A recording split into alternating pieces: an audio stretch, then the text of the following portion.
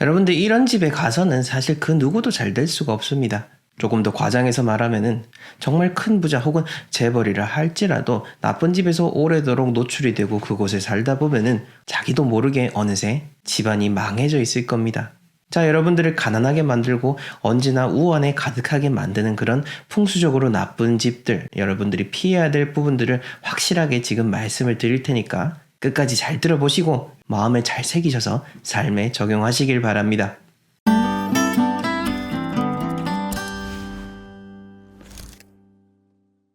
네, 멋지동입니다.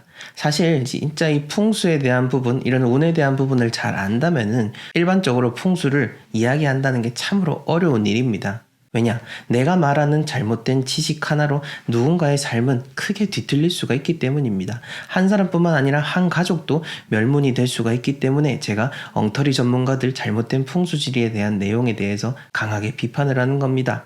예, 풍수고서에는 이런 말이 있습니다. 실리자 망생반심이라는 구절인데요.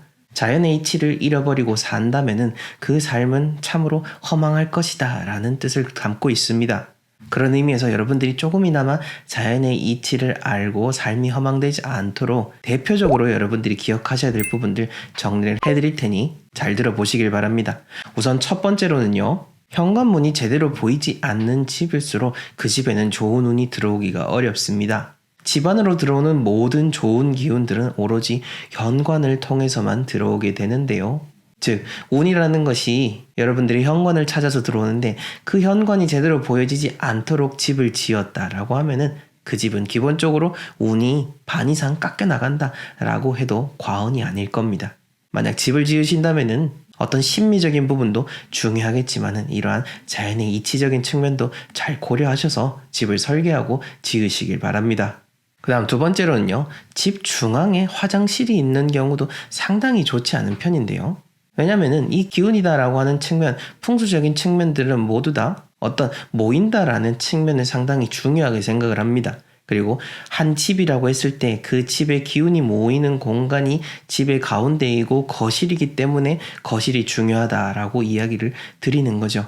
기운이 모이는 가운데에 화장실이 있다. 화장실은 기본적으로 운이 빠져나가는 공간이죠. 그러니 그 집은 운이 쇠약해질 수밖에 없다라고 보시면 되겠고요. 최근 한 영상을 보니 집안에 혈처라는 표현을 쓰는 그런 유튜버들이 있는데요. 자, 혈처라고 하는 표현은 풍수지리에 있어서 음택, 그러니까 묘자리 풍수에 쓰이는 용어 중에 하나입니다.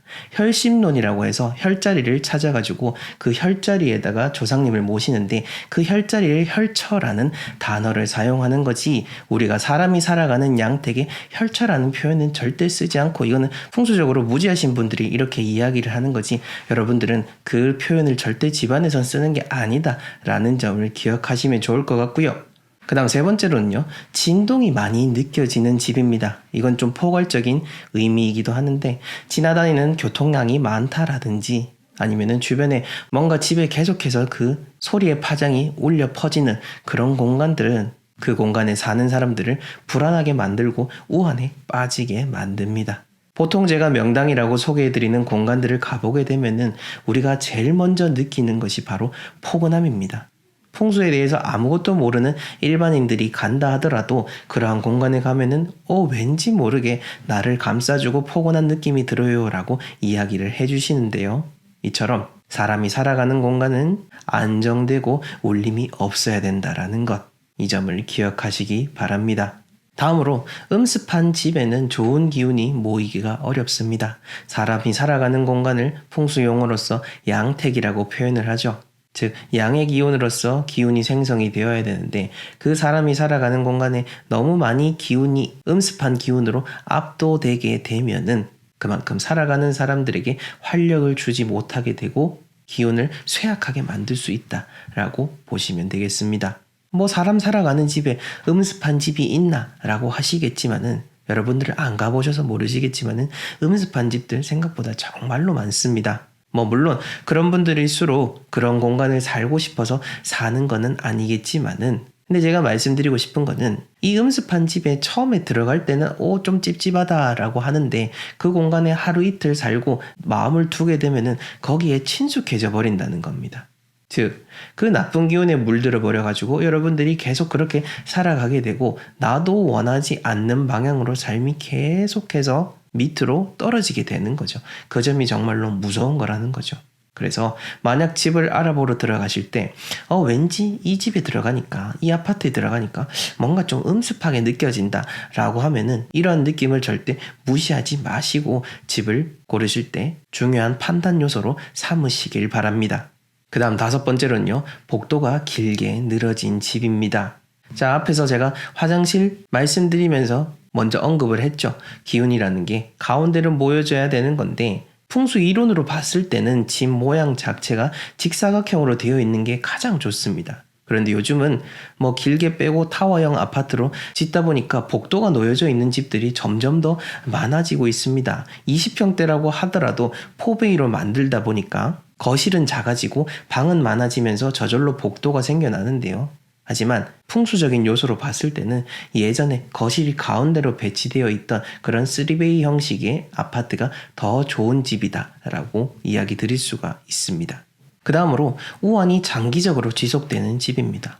우환이 장기적으로 지속되는데 설마 살겠나 라고 하지만은 그런 의문을 가지면서도 여러분들이 그러한 상황일지도 모릅니다. 자, 의뢰인분들하고 제가 대화를 하고 처음 상담을 하면서 제가 계속해서 여쭤봅니다. 어떤 이유로 집에 대해서 이렇게 의문을 가지셨는지, 그리고 이 집에 들어와서 돌이켜봤을 때 좋은 일이 더 많았는지 나쁜 일이 더 많았는지 스스로 생각을 해보게 만듭니다. 그러다 보면은 의뢰인분들께서 본인도 모르게 좋았던 날들보다 나빴던 날들이 더 많았다라는 것을 그때서야 인지를 하게 되는 겁니다.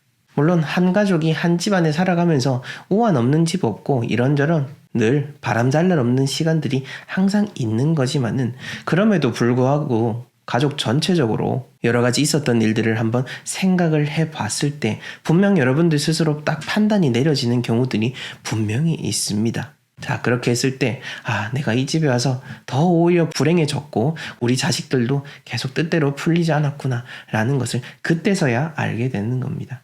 이 집이라는 공간은 풍수적으로는 항상 나에게 소중한 공간입니다. 비바람을 막아주고 외부로부터 나를 보호해주는 그런 지킴이의 역할을 하기 때문이죠. 그럼에도 불구하고 이 공간 안에서 내가 불행하다라고 한다면은 여러분들은 또한 과감한 결정을 내릴 필요도 있는 거니까요. 오늘 한번 스스로 잘 곰곰이 생각해 보시기 바랍니다. 자, 마지막으로 얼마 전에 질문을 주셨던 분에 대해서 답변을 드리자면은 이분이 문자로 연락을 주셨는데요. 얼마 전에 시어머님이 돌아가셔가지고 여러 가지 집이 뒤숭숭한 상황이고 연락 주신 며느님 같은 경우에는 이제 이 집을 떠나서 새로운 곳으로 가고 싶고 어머님이 돌아가신 이후로 많은 불안한 생각이 드는데 남편은 계속 이 집에 살려고 해서 고민이다 라고 말씀하셨습니다. 이런 경우들 참 많죠. 특히 부부간에 이 거주의 문제에 있어서 합의가 되지 않는 경우도 참 많습니다.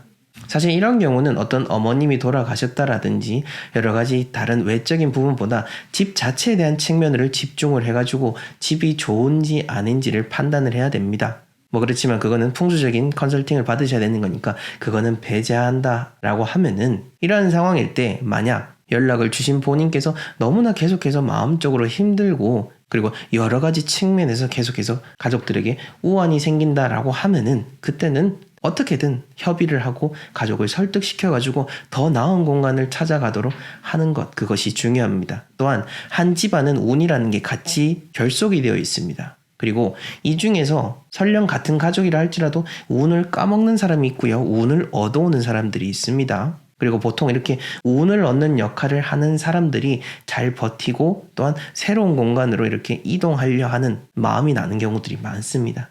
그러니 여러분들이 아무리 생각을 해도 내가 집안을 잘 되도록 이끌려고 하는데 가족들이 반대한다 라고 하면은 그것을 최대한 잘 극복을 하고 잘 설득을 하셔가지고 이끌고 가셔야 된다 라는 점을 이야기 드리고 싶습니다. 오늘 이렇게 풍수적으로 정말 좋지 않은 집과 더불어서 질문 주신 내용까지 답변을 드려봤는데요. 어떻습니까? 제가 쉽게 풀이해서 이야기 드렸지만은 학문적으로는 상당히 어려운 내용이고 그럼에도 불구하고 이론적으로 다 검증이 되고 잘 정립이 된 내용만 말씀을 드렸습니다. 많은 분들이 풍수를 셀프로 하시려고 하고 심지어 셀프 택일, 셀프 이사방이 하면서 영상을 만들어내는 분들도 참 많습니다. 하지만 저희 회사를 통해서 그동안 의뢰를 하셨던 분들, 묵묵히 자신들의 삶을 살아가시는 일반인 분들도 많으셨고 정말 누구나 다 아는 정재계 인사분들도 다 포함이 되어 있습니다. 자, 그런 사람들이 어리석어서 이렇게 풍수 전문가를 찾고 풍수에 대한 자문을 구할까요? 그만큼 이게 전문적인 분야이고 중요하다라는 것을 알기 때문에 그런 겁니다. 혹자는 풍수에 많은 돈을 들일 필요도 없고 또한 내 마음 편한 게 가장 우선이다라고 계속해서 강조를 하는 것도 쉽게 볼 수가 있습니다. 하지만 저는 이렇게 생각을 합니다. 그렇게 이야기하는 거는 아픈 사람에게 그 이빨을 뽑도록 치료하는 게 아니라 오히려 순간의 달콤함을 주는 사탕을 쥐어주는 것뿐이다 라는 것을 말이죠. 만약 여러분들이 지금 돈이 필요한데 돈을 당장 빌려줄 수 있는 사람은 누구일까요? 바로 대부업자입니다. 그만큼 쉽게 얻는 거는 더 많은 것을 가져가게 될 수 있다라는 점을 여러분들이 잘 기억하셨으면 좋겠습니다. 저는 언제나 여러분들이 제대로 된 지식과 제대로 된 삶의 태도를 통해서 더 풍족한 시간을 얻기를 기원하고 또 그렇게 되실 수 있도록 항상 유익한 내용을 준비해 오도록 하겠습니다. 저는 다음 시간에 뵙도록 하겠습니다. 시청해 주셔서 감사합니다.